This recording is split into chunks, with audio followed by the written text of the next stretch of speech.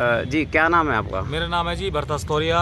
मैं सीवर आज धरने पे बैठे हैं, क्या कहना चाहेंगे जी? मैं ये कहना चाहूँगा कि हम यहाँ भूख हड़ताल पे बैठे हैं हाँ जी। भूख हड़ताल बैठे हैं, लेकिन यहाँ भूख हड़ताल करने का कोई फ़ायदा नहीं है। यहाँ भूखे मर जाओ, प्यासे मर जाओ, ये लोग हमारे बारे में कुछ नहीं सुनना चाहते जी।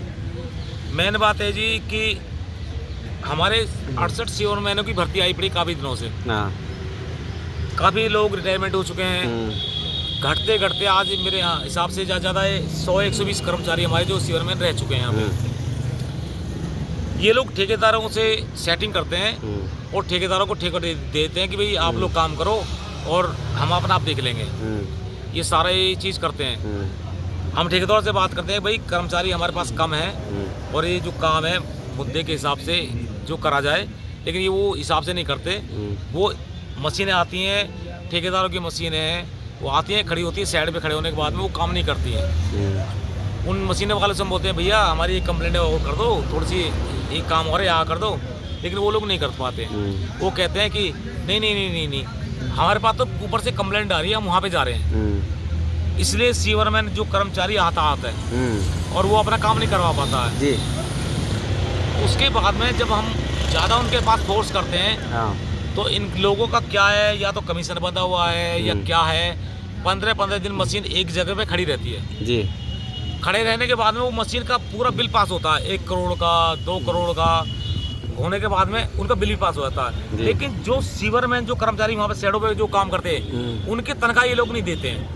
अच्छा, ठेकेदारों का पूरा पेमेंट कर दिया जाता है। उनकी तनख्वाह नहीं देते, उनको नहीं देते हैं। उनको रखा भी है तो ठेकेदारी और वैसे उनको नहीं देते आउटसोर्सिंग पे जी। हाँ, आउटसोर्सिंग में जो उन्हें सीवरमैन रखे हैं उनकी तनख्वाह नहीं देते हैं। शोषण हो रहा है पूरी तरह से। अभी की बात, शोषण और भ्रष्टाचार हो रहा है। अभी की बात है। अभी ये ठेका सीवरमैन यूनियन का जो ये इन्होंने जो सीवरमैन का जो ठेका दिया है, सीवर का जो मशीनों को ठेका दिया है, तो कई जगहों पे आदमी रखे हैं, कहीं 5 रखे हैं, कहीं 4 रखे हैं, कहीं 3 रखे हैं और कई जगहों पे आदमी रखे हैं। अब वो ठेकेदार क्या करते हैं कि जो पैसा वहाँ से मिलता है वो पूरी पेमेंट उनको देते हैं। कहीं पे तो दे रहे हैं 10,000 रुपये, कहीं पे दे रहे हैं 9,000 रुपये, कहीं पे दे रहे हैं 8,000 रुपये।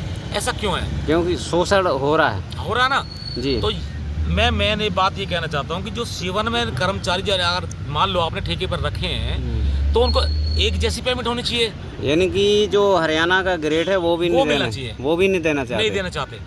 कोई 8 दे रहा है, नहीं तो SI कटती है, नहीं फंड में उनको कोई इन्वेस्ट होता है, कोई नहीं, ऐसा कुछ नहीं होता है जी।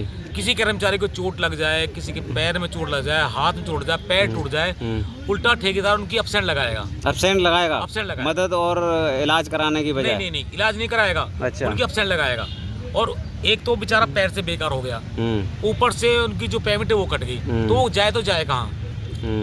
तो ये इनकी मिली जुली जो एक साजिश जो हमारे यहाँ पर नगर निगम में जो चल रही है, ये हमारे मैं कहूँ कमिश्नर का सेट है या किसी और का सेट है, मैं किसी का नाम लेना नहीं चाहता हूँ, लेकिन ये मिली जुली एक ऐसी कहीं ना कहीं शोषण हो रहा है। कर्मचारियों का शोषण चरम सीमा पर। ऊपर से ये लोग कहते हैं कि भाई कर्मचारी काम नहीं कर रहा, कर्मचारी तो काम कर रहा है, लेकिन ये लोग कर्मचारी का साथ नहीं देना चाहते।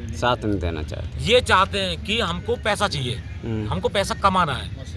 मशीनरी ठीक नहीं है, जो मशीन वाला आता है उसकी चुगली करते हैं, बोलते हैं कि भाई ये सर इसका जेट तो खराब है। नहीं ठीक है। अच्छा, ये ठीक है, जानबूझ के ऑफिसर ठीक बता देते हैं। मशीन वाले ने एक कंप्लेंट करी, सर हाँ हेलो सर, ये सिर्फ पैसा उगाही का वो है, वो पूरा इनको मिलना चाहिए। तो ये लोग क्या कर रहे हैं, इन लोगों ने ये भ्रष्टाचार मचा रखा हमारे देश के अंदर में। ये मिलजुल के ऐसा काम कर रहे हैं कि ये पैसा कमाना चाहते हैं। मेरा नाम भरत अस्तोरिया जी।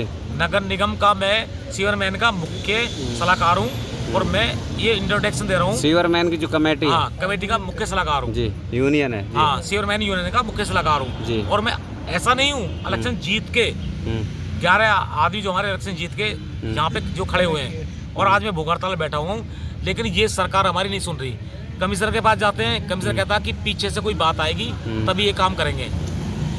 अब ये लोग क्या कर रहे हैं क्या नहीं कर रहे हैं, इन लोगों की मिली भगत है, ये सबकी मिली भगत है। ये सरकार गरीब आदमी के साथ में बहुत ही बुरा अत्याचार कर रही है, बहुत ही नाजायज कर रही है। यानी कि आज़ादी से अब तक भेदभाव खत्म नहीं हुआ है जी, चरम सीमा पर है। हाँ, चरम सीमा पर है। तो मैं तो ये चाहता हूँ कि अगर ये मेरी बात अगर कहीं तक पहुंच रही हो तो मैं चाहता हूं कि सबसे पहले इंक्वायरी इन लोगों की होनी चाहिए। ये लोग काम के बारे में, किसी बात के बारे में हमसे जब कह सकते हैं तब कि ये हमको कोई सुविधा दे रहे हों। ये हमको कोई सुविधा नहीं देते। ठीक। ना हमारे पास सुविधा देते हैं, ना हमारे पास बांध देते हैं। कहाँ से लाते हो आप? सुनो, 20-20 रुपए की खरीद खुद लाते हैं हम तो। अच्छा, खुद खरीदते हैं? अच्छा। बड़े बड़े ठेके होते हैं इनके, सुतली का, बांस का, ये लोग जेई और मैचो मिलके खाते हैं। अच्छा, वो जो टूल का पैसा है खा जाते हैं, हाँ, औजारों का पैसा है, हाँ ये खाते हैं, और जो सेफ्टी उपकरण है उनका पैसा खा जाते हैं। खा रहे हैं। कुछ नहीं मिलता, कुछ नहीं मिलता। अच्छा। हम लड़ते हैं। मास्क मिलते, ऑक्सीजन वाले मास्क सीवर में अंदर जाते हैं। हाँ। हमारे पास कुछ भी नहीं है, कुछ भी नहीं है। अभी भी आपने सुना होगा, अभी कुछ सब यहाँ पे होटल में भी कर्मचारी मरे जो गैस से मरे हैं। 2 मरे हैं। हाँ। मरे ना कल। हाँ। अभी कहाँ पे, ये रोहतक में मरे ना, रोहतक में मरे, हमारे कर्मचारी मरे हैं। लेकिन ये इन कर्मचारियों से इनका कोई मतलब ही नहीं है, उपकरण नहीं है। ये तो ये चाहते हैं कि ये जो मशीन है ये एक इनका पैसा कमाने का जरिया है। और ये चाहते कि ठेकेदारी ही रहे। ताकि आप ये सोचो, लूट मार उनकी जारी रहे। अभी तक आपने देखा कि अभी नए वार्ड बने हैं। अभी नए वार्ड बनने के बाद में वहाँ पे नए पार्षद भी आए हैं, और नए पार्षद आने के बाद में वहाँ पे कोई भी सीवरमैन कर्मचारी नहीं है। यानी कि भर्ती चाहिए? नहीं, हमको भर्ती चाहिए।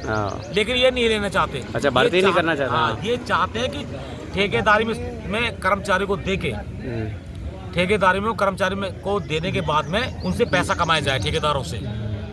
होली पे, दिवाली पे इनके घर में बड़े बड़े बैग भर भर के नोट जाते हैं। मैं ये नहीं कहना चाहता कि पीएम मोदी खराब है, मोदी बहुत अच्छे आदमी है,